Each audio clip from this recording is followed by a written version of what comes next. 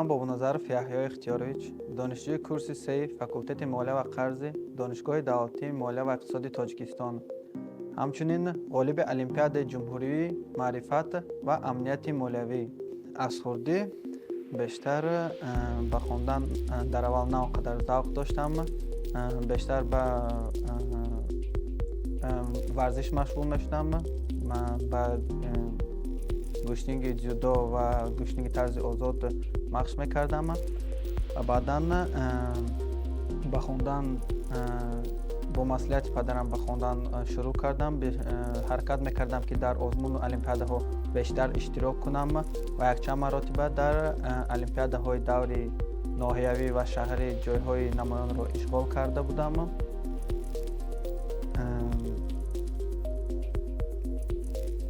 ва баъд аз оне ки ба донишгоҳ омадам, мехостам ки дар аввал ҳамчун ҳуқуқшинос шавам, вале баъд аз фикрҳо хостам ки боз дар соҳаи молия кор ва фаъолияти худро пеш барам ва иқтисодиёти молиявӣ ва бонкии Донишгоҳи давлатии молия ва иқтисодро интихоб кардам.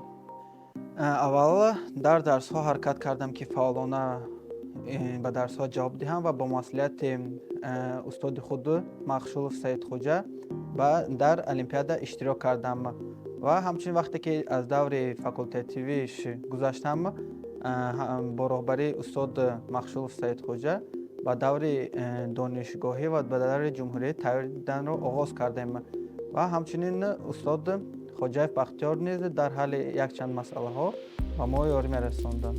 Раванди тайёрӣ чунин буд ки бо шарофати муҳтарам ректор Сатторзода Бобоҷон моро пурра аз дарсҳо озод карданд ва мо дар як рӯз аз 8 то 10 соат ҳамроҳи устод Махшулов ва устод Хоҷаев дар кафедра ба намунаи савол ва масъалаҳое ки метавонанд дар олимпиада биёянд, онҳоро тайёрӣ мекардем. Ва инчунин бештар ба мутолиаи китобҳои молия, муомилоти пул ва қарз, саводнокии молиявиро бештар мехондам. Устодон бештар тавсия медоданд ки дар раванди олимпиада аввал шарти масъала ва саволҳоро дурусттар хонда дарк кунем ки ин шартҳои масъала аз мо чӣ мехоҳад ва саросима нашуда қисм ба қисм онҳоро ба ҳал кардан шурӯъ кунем. Баъзан савол ва масъалаҳое ки мо ҳамроҳи устодон тайёр кардем, албатта онҳо омаданд, вале бештар саволҳое ки буданд, саволҳо берун аз барномаи таълимӣ буданд. Масалан якчанд аз кейсҳо ки онҳоро дар раванди ҳамон озмун иҷро кардем. Эҳсосот дар аввал камтар ҳаяҷоновар буд ки бори аввал дар чунин озмун иштирок кардам ва баъдан дар рафти озмун каме ҳаяҷон тарсовар буд ки оё масъалаҳоро дуруст кор карда метавонам ё наметавонам. Вале баъд аз якчанд лаҳзае ки дидам ки савол ва масъалаҳо на он қадар мушкил ҳастанд, худро ба даст гирифта ба иҷрои шартҳо оғоз кардам. Албатта дар раванди ҳалли шартҳо бештар маслиҳатҳои устодон бештар ба сарам меомаданд ва дар ҳалли шартҳо ба ман ин маслиҳатҳо хеле ёрӣ расонданд. Фазои раванди олимпиада хеле ҳам хуб буд. Олимпиадаро дар як синфхонаи барҳаво гузаронданд ки мо дар он ҷо худро хеле хуб ҳис мекардем. Инчунин шароитҳо хеле хуб буданд ва мо ҳамаи лавозимотҳои даркориро пешкаш карданд. Инчунин барои ҳалли баъзе аз масъалаҳое ки мо онҳоро ба воситаи худ иҷро карда наметавонистем, ба мо калкулятор пешниҳод карданд. Шароитҳо дар Донишгоҳи давлатии молия ва иқтисоди Тоҷикистон хеле хуб мебошанд.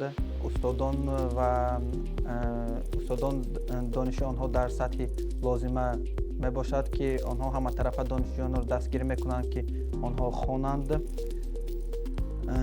Инчунин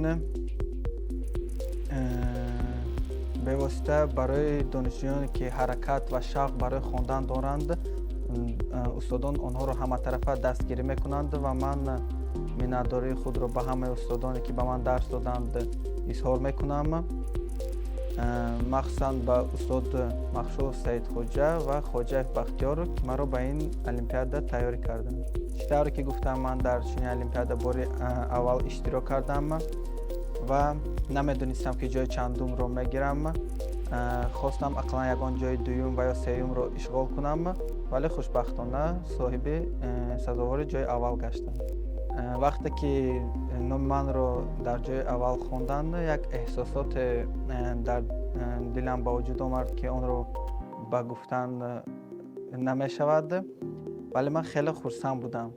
шумо Бобоназаров Яҳьё Ихтиёрович, донишҷӯи донишгоҳи давлатии молия ва иқтисоди Тоҷикистонро ҳуҷҷати сазовор гардидан ба ҷои ягон дар номинатсияи маърифати молиявӣ олимпиадаи ҷумҳурии марбута ба амлияти молиявӣ бо диплом, тӯҳфаҳои хотиравӣ, ҷом ва маблағи 3000 сомонӣ қадрдонӣ менамояд. муборак бошад.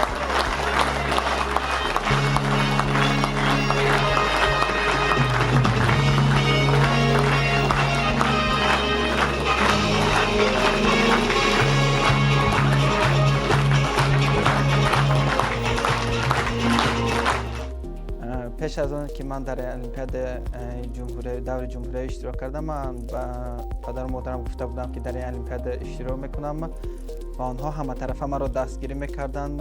Модарам мегуфтанд ки ҳар шаб дуо мекунам ки ҷои худо насиб мегардонад ҷои аввалро ба ту фарзандам ва бо шарофати дуои модарам ман сазовори ҷои аввал гаштам.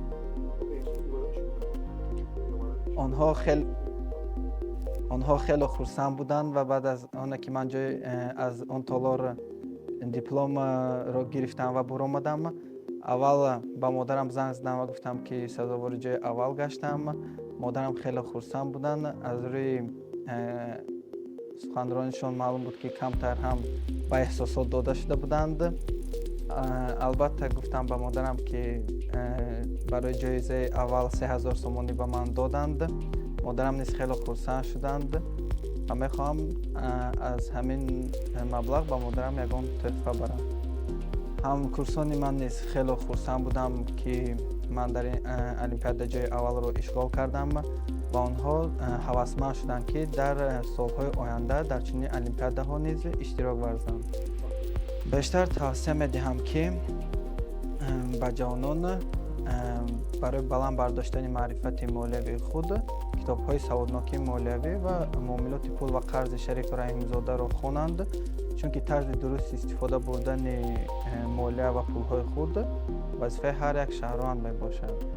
махсусан миннатдории худро ба ректори донишгоҳ Сатторзода Бобоҷон изҳор менамоям ки барои баргузории чунин олимпиада саҳми худро гузоштанд ва моро донишҷӯёнро дар рафти ин олимпиада хеле ҳам дарсгирӣ мекарданд ва инчунин миннатдории худро ба устодон махшур Саидхоҷа, Хоҷаев Бахтиёр низ изҳор мекунам ки онҳо маро ба ин олимпиада тайёрӣ карданд ва ҳаматарафа низ онҳо маро дастгирӣ мекарданд.